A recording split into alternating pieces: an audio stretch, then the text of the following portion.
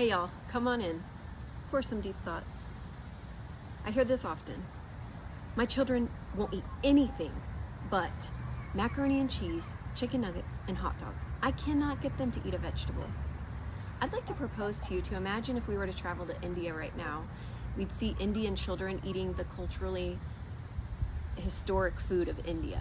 If we traveled to China, we would see them eating the native foods to China. It's just here in America, we have gotten to this place that we give children these foods that don't really bring life to our body. So how do you make that change? How do you shift? It's really challenging, right? I wouldn't say do it all at once, but if it's in your house, they're going to ask for it. I'll tell you a story. One time we were at a good friend's house. Mother had prepared the most amazing spread. It was delicious food.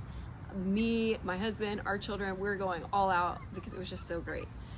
Her children sat there, ate nothing. And then after dinner was over, they got up from the table, they went into the pantry and literally pulled out every single thing that was processed. Crackers, cookies, chips, all these things, and just started going to town on that. And I thought, man, if that wasn't in the pantry, what would they have done? Children won't starve themselves. They eventually will eat. It's just that sometimes it's hard. We're exhausted as parents, as mothers, fathers, to tell them no, and we just give in to what they want because we just want them to eat. We have things to do. We've got to work. We've got to get the house clean, all the things.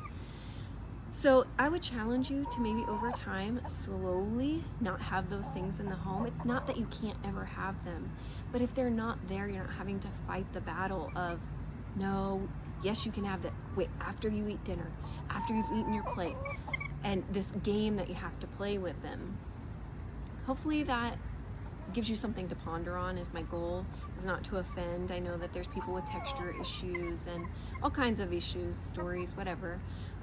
It's just something for, oh, the chicken's joining me.